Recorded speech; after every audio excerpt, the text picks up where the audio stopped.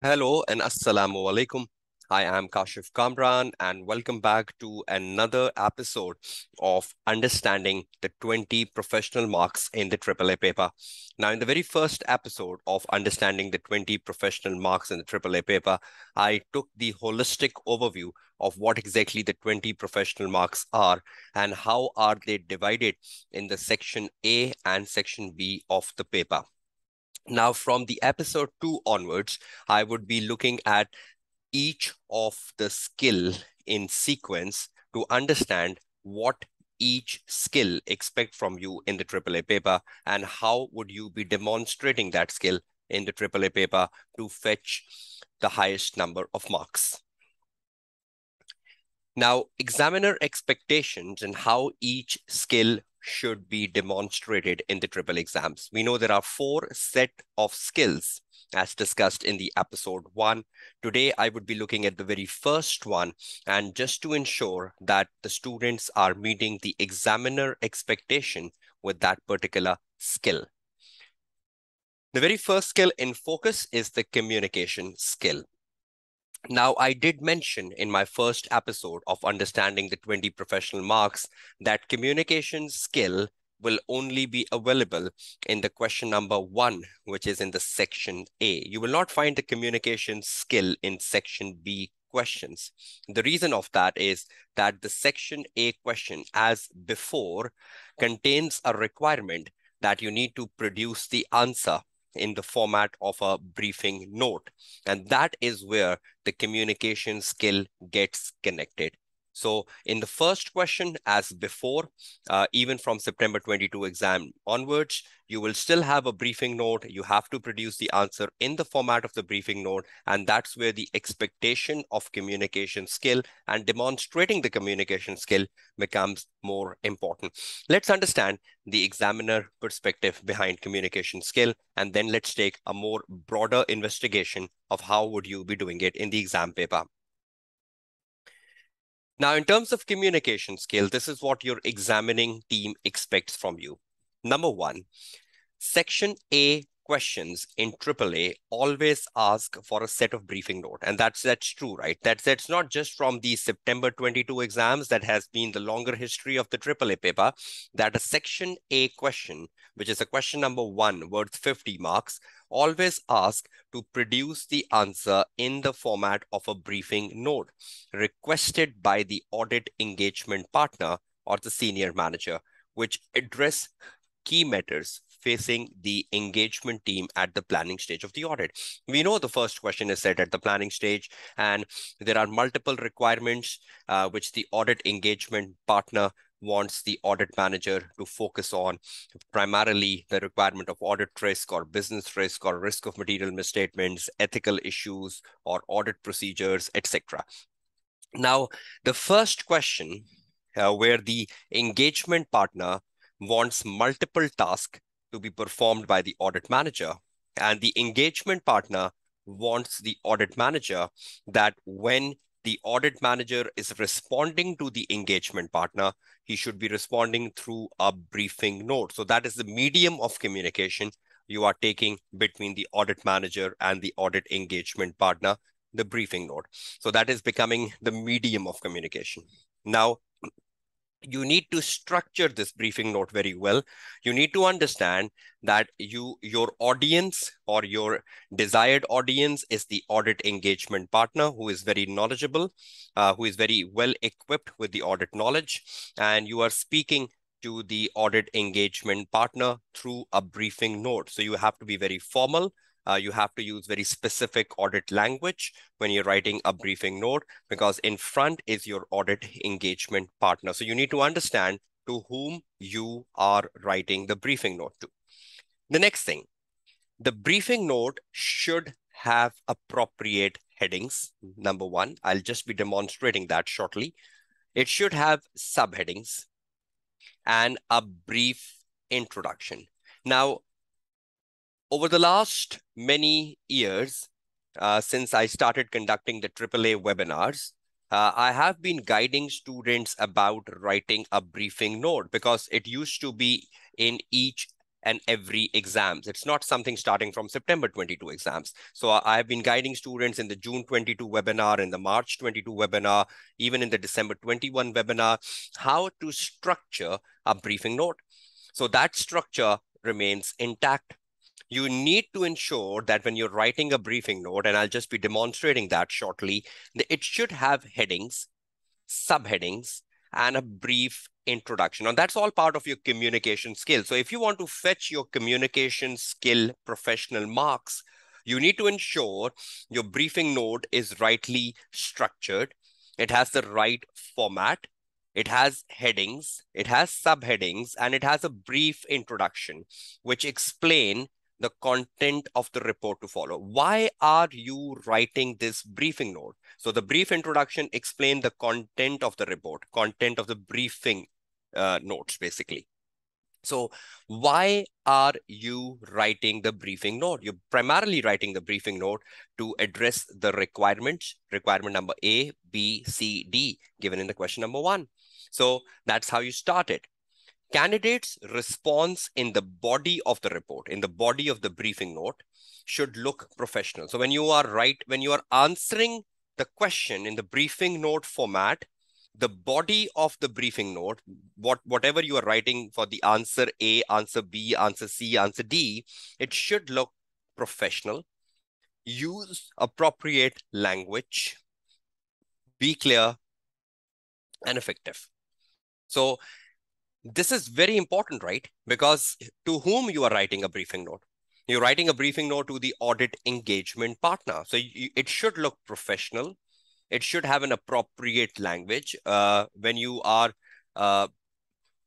going through the AAA paper and you're reading the articles, you are watching the lectures of the tutor, or you are doing a self-study through the textbooks, the BPP, Kaplan, you're learning the jargons of the audit. You're learning the language of audit.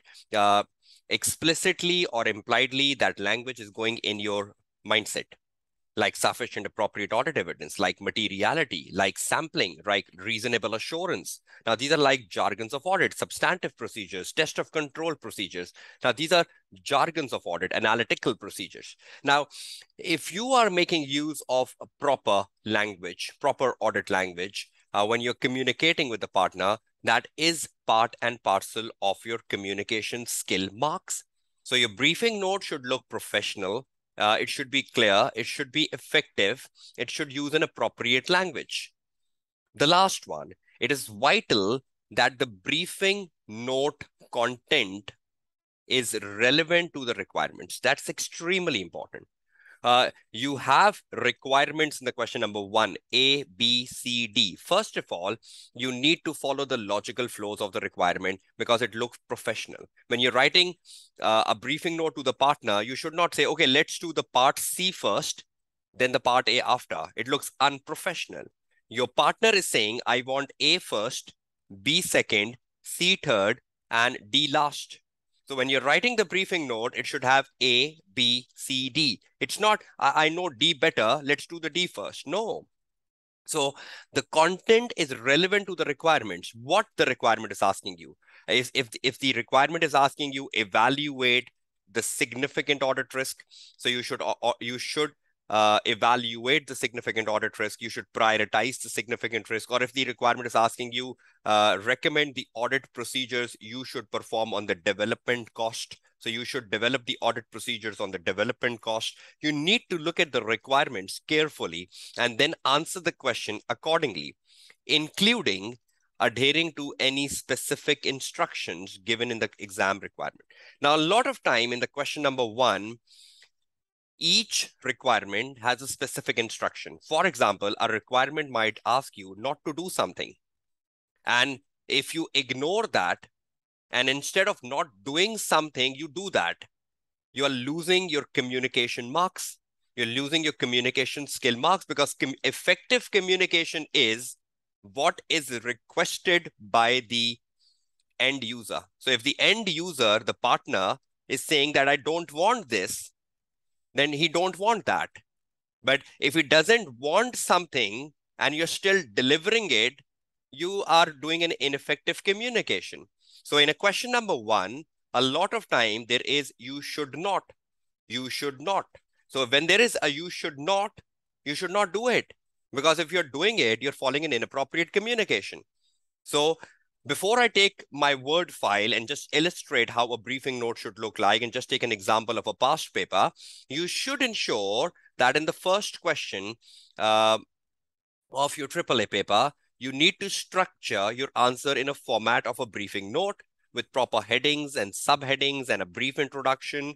You should use a professional language. It should look professional. You should follow the logical flow A, B, C, D. You should adhere to the instructions of the partner. If the partner is saying, I don't want you to do this, then please don't do that. Otherwise, you are not following the communication skills as requested by the partner. Now, just a quick summary and then moving on towards an analysis of a past paper.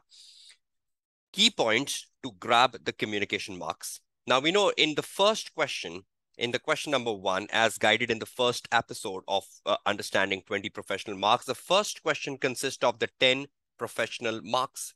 Now, out of these 10 professional marks, 4 marks are allocated to communication skill for writing the briefing note.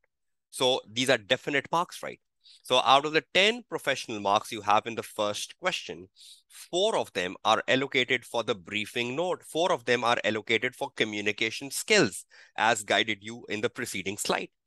So you need to fetch these 4 marks. How? First of all, a proper format. I'll just be guiding you on that, even though I've guided so many times in my previous webinar. It should have an introduction, a brief introduction. All requirements should be in the logical order, 3.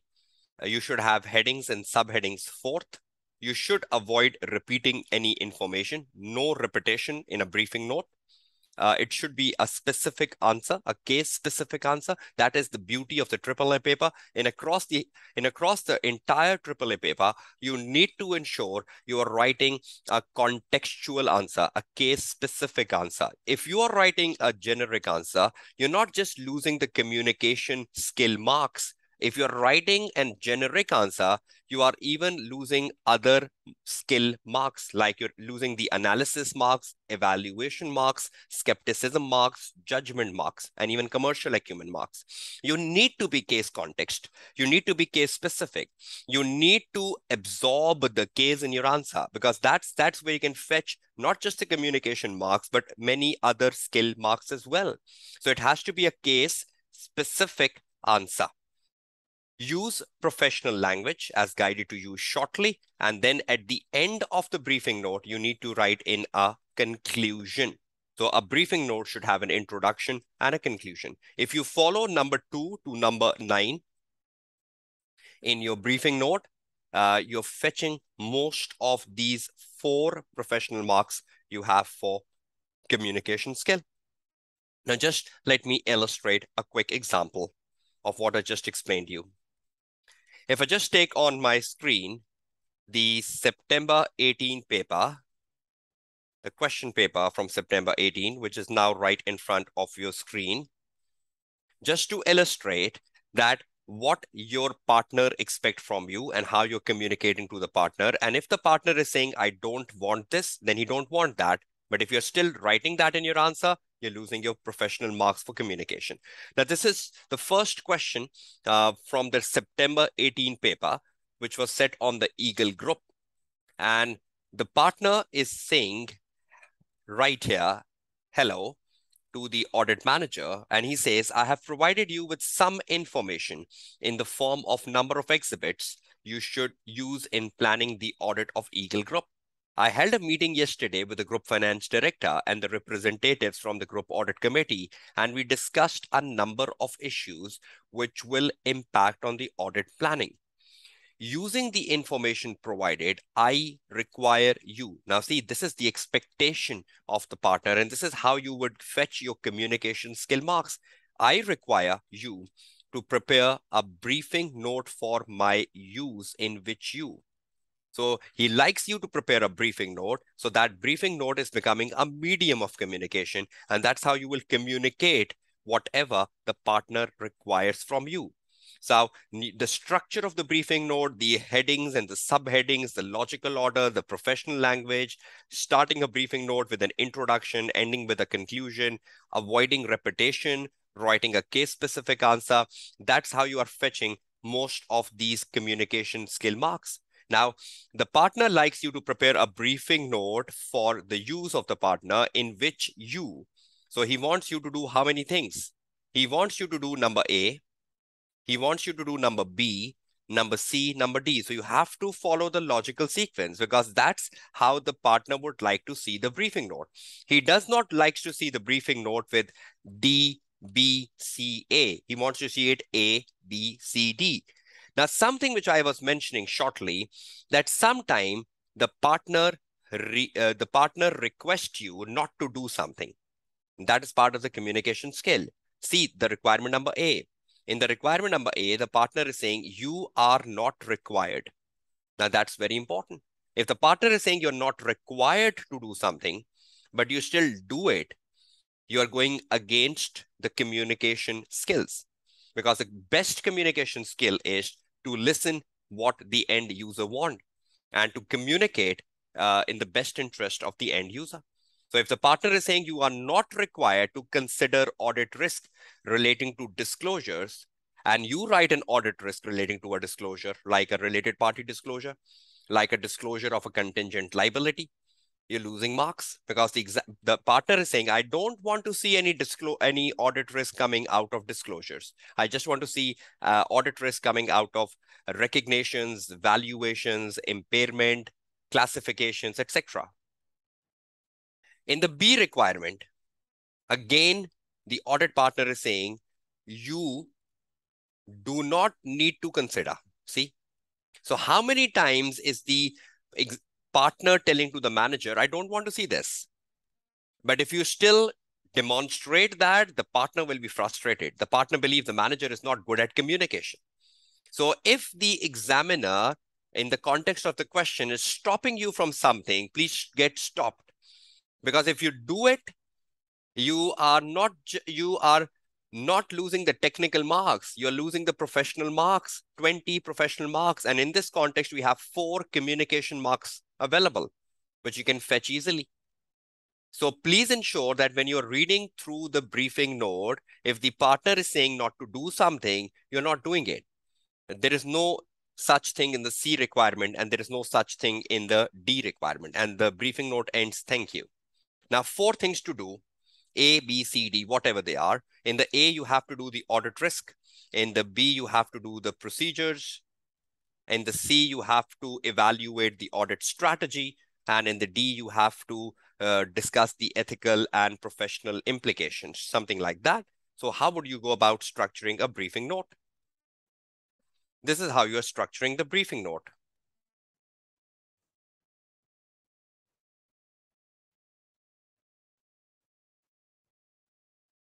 Grabbing 4 professional marks for communication skill. Now, when you structure the briefing note, you put the heading, briefing note on the top. Then you say to, from, and you write the subject. And then after that, you write the introduction of the briefing note. After the introduction of the briefing note, you write A, which is audit risk, for example.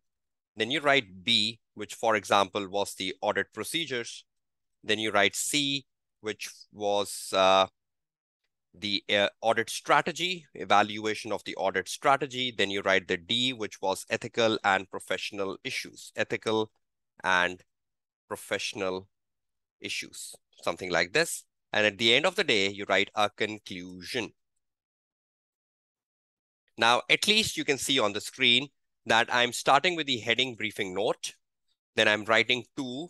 You need to pick the to from the question to whom you are writing. If the name of the partner is given, you write the name of the partner, comma, the designation of the partner. You need to write from who is writing it. You need to write the subject. Please ensure one thing, that if you look at the September 18 paper, the partner has written an email to you. So it was to the manager from the partner, and subject was audit planning Eagle Group. Now, because you're replying to an email in a form of a briefing note, the subject would remain the same. So whenever we reply to an email, the subject never changes. So the subject will remain the same, audit planning for Eagle Group. No need to change the subject because again, that's part of the communication skill. So I will write the same subject here, audit planning for Eagle Group. Now, again, it is to Maya Craig, the audit engagement partner. So I just copy the same thing and it's from the audit manager. So I go back, I say to Maya Craig, the audit engagement partner from the audit manager. There is no name given of the audit manager, so you will just ignore that. You will not write your own name in exam paper because that's very unethical to do so. Now, to Maya Craig, the audit engagement partner from the audit manager, subject exactly the same subject as given in the email of the partner because you're responding to the email, and whenever we respond to email, we never change the subject. Introduction is basically brief. You're not writing long introductions. So introduction is basically that I have to do 4 things. So I'll write a quick introduction. For example, I say the purpose of writing this briefing note, is to evaluate the audit risk,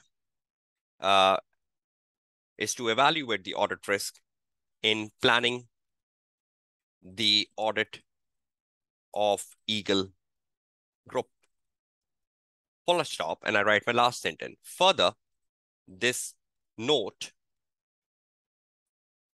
explain the audit procedures, comma, the audit strategy for the component auditor, and the ethical and professional issues arising from the request by the group finance director on integrated reporting. When you read the question, you will get this out from there. Integrated reporting, full stop. See, brief introduction. I'm just summarizing. I'm just telling the partner, this is what I am doing in the briefing note. I will tell you about audit risk because you requested that. I will be telling you about audit procedures. I will be telling you about the audit strategy of the component auditor. And I will be telling you about ethical and professional issues arising from the integrated reporting request, full stop. Brief introduction. Then you come to the audit risk heading. But under the audit risk, there might be many subheadings. For example, you picked up a risk. For example, you picked up a risk for impairment. You put a heading impairment. Or you pick up an audit risk for inventory. You put the heading inventory. You pick up an audit risk for goodwill. You put a heading goodwill. Subheadings. And you write under the subheadings. You start explaining the risk in impairment. You start explaining the risk in inventory. You start explaining the risk in goodwill. Headings and subheadings. Then you write audit procedures. We know audit procedures are written in numbers, bullets. So you say audit procedure number 1, whatever that is. You write the audit procedure 2. You write the audit procedure 3. You go this way down. Then you come to the audit strategy. You might use subheadings in audit strategy. You might be using subheadings for audit strategy as well. Ethical and professional issues, you can use the subheadings in ethical and professional issues, subheadings for issues identified, something like that. And you get down to the conclusion. Conclusion, again, has to be brief. And you just need to conclude on the key aspects identified above. And again, the conclusion has to be just 2 to 3 sentences long. Please watch my previous webinars for how to structure our conclusion. But this is how a briefing note should look like. And this is how you're fetching most of your 4 professional marks allocated to you on a briefing note.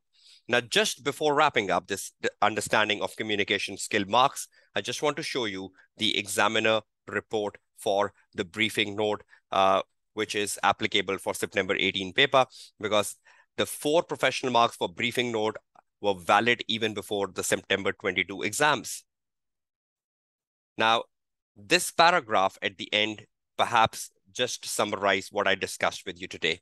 The paragraph right over here.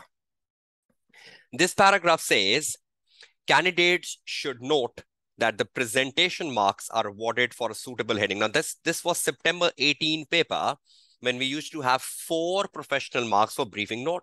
Now you're talking about a September 22 paper where you have 4 professional marks for communication skills. And what is inside communication skill? Still the briefing note.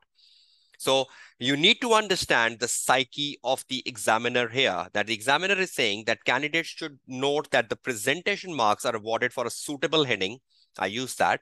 A brief introduction, I demonstrated that. A structured answer, A, B, C, D, and a clarity of explanation. Now, clarity of explanation is how you write the answer, how you write the body of the answer, using the professional language, linking it to the case study, and ensuring there is no repetition.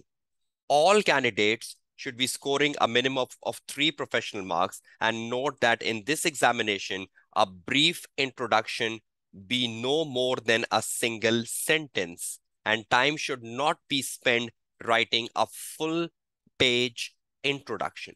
Interesting. Examiner is saying a brief introduction is hardly like a sentence. It should not be a full page. And same goes with a conclusion. For a structured answer, headed paragraphs, I did use the headed paragraph: audit risk, audit procedures, audit strategy, ethical and professional issues, and within that you should have more headings. So a structured answer should have headed paragraphs, are the easiest way to score these marks. For clarity marks, the marker will consider whether they understood what the candidate wrote. So when you're writing the answer, please ensure you're using a professional language. You are linking the answer to the case study as much as possible. You're absorbing the case study. This is not the same as a requirement to write in perfect English, and candidates are not penalized for poor spelling and grammar as long as marker can understand what the student's writing. But too much spelling mistakes can bring you into trouble. Too much spelling mistakes can bring you in trouble.